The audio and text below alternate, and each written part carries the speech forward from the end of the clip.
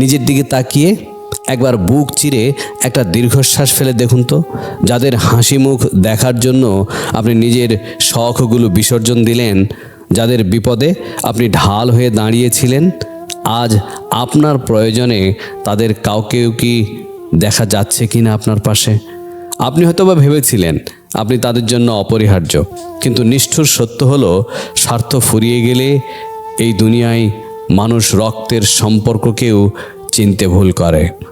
আপনি যাদের জন্য নিজের মোমবাতির মতো পুড়িয়ে আলো দিলেন, আজ অন্ধকারে নামতেই তারা আপনাকে ফেলে রেখে অন্যের আলো খুঁজতে চলে গেছে।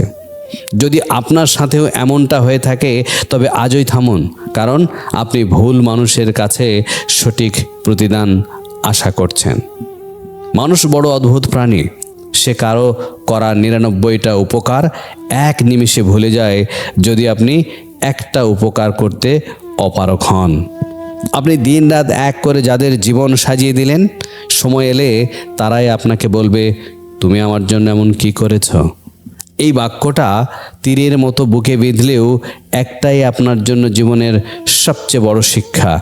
আমরা মানুষকে ভালোবেসে ফেলি, তাদের জন্য বিলীন হয়ে যায়, কিন্তু ভুলে যায় যে আত্মসম্মান বিসর্জন দিয়ে কাউকে পাওয়া যায় না। কারো জন্য সব কিছু করা ভালো, কিন্তু নিজেকে নিঃস্ব করে নয়। যখন আপনি দেখবেন আপনার ত্যাগ কারো কাছে কেবলই একটা কর্তব্য হয়ে দাঁড়িয়েছে এবং সেখানে কোনো কৃতজ্ঞতা নেই, বুঝে নেবেন সেখানে আপনার আর থাকার প্রয়োজন নেই। এখন সময় হয়েছে নিজের জন্য বাঁচার। যারা আপনাকে ভুলে গেছে তাদের মনে করিয়ে দেওয়ার জন্য আর্তনাদ করবেন না, বরং নিজেকে এতটাই মূল্যবান করে গড়ে তুলুন যেন তারা আপনাকে হারানোর আফসোস নিয়ে সারা জীবনটা কাটিয়ে দেয়। মানুষের অবহেলাকে ঘৃণা নয়, শক্তিতে রূপান্তর করুন। নিজের স্বপ্ন, নিজের কেরিয়ার আর নিজের শক্তির বা নিজের শান্তির দিক মন দিন। দিন শেষে আয়নার সামনে দাঁড়িয়ে যেন আপনি নিজেকে বলতে পারেন, আমি আমার সেরাটা দিয়েছি। মানুষ আপনাকে ভুলে যেতে পারে, কিন্তু আপনার ভালো কাজ আর আপনার সৃষ্টিকর্তা আপনাকে কখনোই ভুলবেন না। একা চলতে শিখুন, নিজের পায়ের মাটি শক্ত করুন।